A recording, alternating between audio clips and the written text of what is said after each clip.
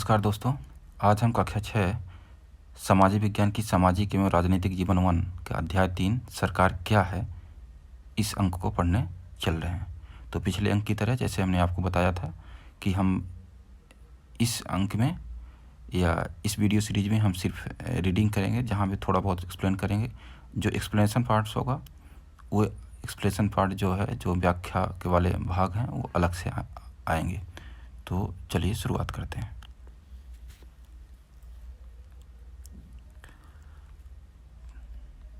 अध्याय 3 सरकार क्या है। आपने सरकार शब्द का जिक्र कई बार सुना होगा। इस पाठ में आप यह पढ़ेंगी कि सरकार क्या है और यह हमारे जीवन में कितनी महत्वपूर्ण भूमिका निभाती है। सरकारें क्या करती हैं, वे निर्णय कैसे लेती हैं। अलग अलग तरह की सरकारों जैसे लोकतांत्रिक सरकार एवं राजतंत्री सरकार के बीच क्या अंतर है, चलिए पढ़कर पता लगाते हैं। ये ब्रैकेट में कुछ चीज़ें हैं, इसको आप देख सकते हैं।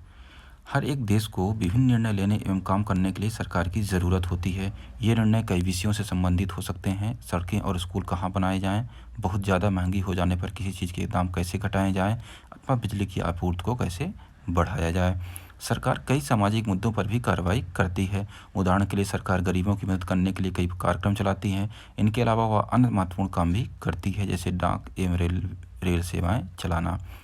सरकार का काम देश की सीमाओं की सुरक्षा करना और दूसरे देशों से शांतिपूर्ण संबंध बनाए रखना भी है। उसकी जिम्मेदारी यह सुनिश्चित करना है कि देश के सभी नागरिकों को पर्याप्त भोजन और अच्छी स्वास्थ्य सुविधाएं मिलें। जब प्राकृतिक विपदा घिरती है, जैसे सुनामी या भूकंप, तो मुख्य रूप से सरकार ही पीड़ित लोगों की सहायता करती है। अगर कहीं कोई विवाद होता है या कोई अपराध करता है तो लोग न्यायालय जाते हैं। न्यायालय भी सरकार का ही अंग है। शायद आपको यह जानकर आश्चर्य हो रहा होगा कि सरकार इतना सब कुछ कैसे कर पाती है और सरकार के लिए इन कामों को करना क्यों ज़रूरी है। जब लोग इकट्ठे रहते हैं और काम करते हैं तो कुछ हद तक एक व्यवस्था की ज़रूरत होती है, जिससे आवश्यक निर्णय लिए जा सकें। कुछ नियमों की ज़रूरत होती है जो सब पर लागू हों। उदाहरण के लिए संसाधनों के नियंत्रण और देश की सीमा की सुरक्षा की ज़रूरत होती है, ताकि लोग सुरक्षित महसूस कर सकें। लोगों के लिए सरकार कई तरह के काम करती है। वह नियम बनाती है, निर्णय लेती है और अपनी सीमा में रहने वाले लोगों पर उन्हें लागू करती है। सरकार के स्तर। अब सरकार के कितने स्तर होते हैं या कितने प्रकार, एक तरीके से कह सकते हैं, वो होते हैं, उसके बारे में बात की गई है आगे। अब आपको पता है कि सरकार कितनी सारी अलग अलग चीज़ों के लिए जिम्मेदार है। तो क्या आप सोच सकती हैं कि सरकार ये सारे इंतजाम कैसे करती होगी। दरअसल सरकार अलग अलग स्तरों पर काम करती है। स्थानीय स्तर पर, राज्य के स्तर पर एवं राष्ट्रीय स्तर पर। स्थानीय स्तर का मतलब आपके गांव, शहर या मोहल्ले से है। राज्य स्तर का मतलब है जो पूरे राज्य को ध्यान से रखे, जैसे हरियाणा या असम की सरकार पूरे राज्य से काम करती है, पूरे राज्य में काम करती है। राष्ट्रीय स्तर की सरकार का संबंध पूरे देश से होता है। इस किताब में आप आगे चलकर पढ़ेंगी कि स्थानीय सरकार कैसे काम करती है और आगे की कक्षाओं में राज्य में राष्ट्रीय स्तर पर सरकार के कामों के बारे में जानेंगी। तो ये मैप है, आप ये मैप में भी आगे देख सकते हैं। सरकार कानून बनाती है और देश में रहने वाले सभी लोगों को ये कानून मानने होते हैं। केवल यही वह तरीका है जिससे सरकार काम कर सकती है। सरकार के पास जैसे कानून बनाने की ताकत होती है, वैसे ही यह ताकत भी होती है कि लोगों को कानून मानने के लिए बाध्य करे। उदाहरण के लिए एक कानून है कि गाड़ी चलाने वाले के पास लाइसेंस होना चाहिए। अगर कोई लाइसेंस के बिना गाड़ी चलाते हुए पकड़ा जाए तो उसे जेल की सज़ा काटनी पड़ती है या जुर्माना भरना पड़ता है। सरकार जो कार्रवाई कर सकती है, उसके अलावा अगर लोगों को लगे कि किसी कानून का ढंग से पालन नहीं हो रहा है तो वे भी कुछ कदम उठा सकते हैं। उदाहरण के लिए अगर किसी व्यक्ति को यह लगे कि उसको उसके धर्म या उसकी जाति के कारण किसी नौकरी में नहीं लिया गया तो वह न्यायालय जा सकती है और यह दावा कर सकती है कि कानून का पालन नहीं हो रहा है। तब न्यायालय आदेश देगा कि क्या कदम उठाने की ज़रूरत है। सरकार के प्रकार।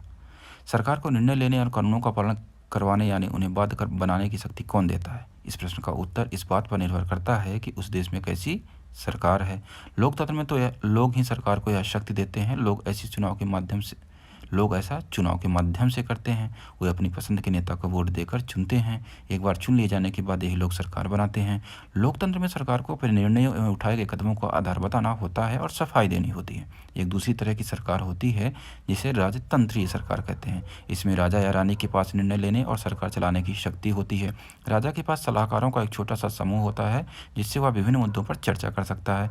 अंतिम निर्णय लेने की शक्ति उसी के पास रहती है। लोकतंत्र के समान राजतंत्र में राजा या रानी को अपने निर्णय के आधार पर निर्णय के आधार नहीं बताने पड़ते। लोकतंत्र के समान क्या राजतंत्र में नहीं करना पड़ता। राजतंत्र में राजा या रानी को अपने निर्णय के आधार नहीं बताने पड़ते और न ही अपने निर्णयों की सफाई देनी पड़ती है। अब कुछ पॉइंट दिए गए हैं ब्रैकेट में, इनको भी देख लेते हैं। लोकतंत्र में लोगों की भागीदारी उन निर्णयों को लेने में महत्वपूर्ण है जो उनको प्रभावित करते हैं। क्या आप इससे सहमत हैं? अपने जवाब के तो कारण लिखिए। आपके यहाँ जिस प्रकार की शासन व्यवस्था है उसके स्थान पर आप कैसी शासन व्यवस्था चाहेंगे और क्यों?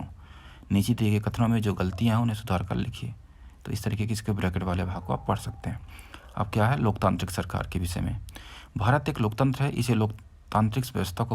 इस लोकतांत्रिक व्यवस्था को पाने के लिए हमने लंबी लड़ाई लड़ी है। संसार में और भी कई देश हैं जहां लोगों ने लोकतंत्र लाने के लिए संघर्ष किए हैं। ऊपर बताया जा चुका है कि लोकतंत्र की मुख्य बात यह है कि लोगों के पास अपने नेता को चुनने की शक्ति होती है। इसलिए एक अर्थ में लोकतंत्र लोगों का ही शासन होता है। लोकतंत्र में मूलभूत विचार यह है कि लोग नियमों को बनाने में भागीदार बनकर खुद ही शासन करें। आज के समय में लोकतांत्रिक सरकार को प्राय प्रतिनिधि लोकतंत्र कहते हैं। प्रतिनिधि लोकतंत्र में लोग सीधे भाग नहीं लेते हैं बल्कि चुनाव की प्रक्रिया के द्वारा अपने प्रतिनिधि को चुनते हैं। ये प्रतिनिधि मिलकर सारी जनता के लिए निर्णय लेते हैं। आजकल कोई भी सरकार अपने आप को तब तक लोकतांत्रिक नहीं कह सकती जब तक वह देश के सभी वयस्क नागरिकों को वोट देने का अधिकार न दे। लेकिन हमेशा ऐसा नहीं था। क्या आप विश्वास कर सकती हैं कि एक समय ऐसा था जब लोकतांत्रिक सरकारें औरतों और गरीबों को चुनाव में भाग नहीं लेने देती थीं? अपने शुरुआती दौर में सरकारें केवल उन्हीं पुरुषों को वोट देने देती थीं जो पढ़े लिखे थे और जिनके पास अपनी संपत्ति होती थी। इसका मतलब था कि औरतों, गरीबों और अशिक्षितों को वोट देने का अधिकार नहीं था। ऐसी स्थिति में देश उन्हीं नियमों के सहारे चलते थे जो ये गिने चुने पुरुष बनाते थे। भारत में आज़ादी से पहले बहुत ही कम लोगों को वोट देने का अधिकार था। इसीलिए जनता ने संगठित होकर इस अधिकार की मांग की।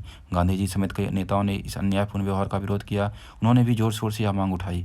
1931 में यंग इंडिया पत्रिका में लिखते हुए गांधी जी ने कहा था, मैं यह विचार सहन नहीं कर सकता कि जिस आदमी के पास संपत्ति है वह वोट दे सकता है, लेकिन वह आदमी जिसके पास चरित्र है पर संपत्ति या शिक्षा नहीं, वह वोट नहीं दे सकता। या जो दिन भर अपना पसीना बहाकर ईमानदारी से काम करता है वह वोट नहीं दे सकता, क्योंकि उसने गरीब आदमी होने का गुनाह किया है।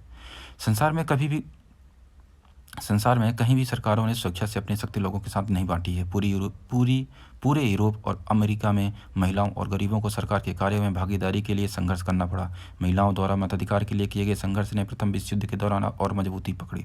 इस आंदोलन को महिला मताधिकार आंदोलन कहते हैं और अंग्रेजी में इसे सफ्रेज मूवमेंट कहते हैं। सफ्रेज का मतलब होता है वोट देने का अधिकार। युद्ध के दौरान बहुत से पुरुष लड़ाई में थे, इसीलिए महिलाओं को उन कामों को करने के लिए बुलाया गया जो पहले पुरुषों के काम माने जाते थे। जब महिलाओं ने विभिन्न प्रकार के काम और उनकी व्यवस्था करना शुरू किया तो लोगों को यह देखकर बड़ा आश्चर्य हुआ कि उन्होंने महिलाओं और उनकी क्षमताओं के बारे में क्यों इतनी गलत रूढ़िबद्ध धारणाएं बना रखी थीं कि महिलाएं ये काम नहीं कर सकती। इस तरह महिलाओं को निर्णय लेने में समान रूप से योग्य माना जाने लगा।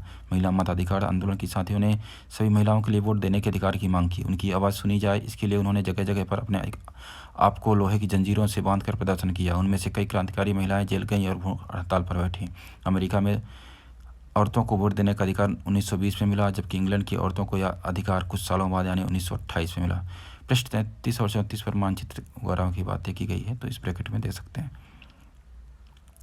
नीचे की तालिका में कुछ बातें की गई हैं, तो इसको भी आप अपनी तरह से देख सकते हैं। इसके बाद अभ्यास के प्रश्न हैं, तो आप ये अपने से पढ़ सकते हैं और या तो फिर हम अगले अंक में डिस्कस करेंगे। तो आप इसके लिए इस अंक में जुड़ने के लिए आपका बहुत बहुत धन्यवाद। अगले अंक में हम आपसे फिर मिलेंगे।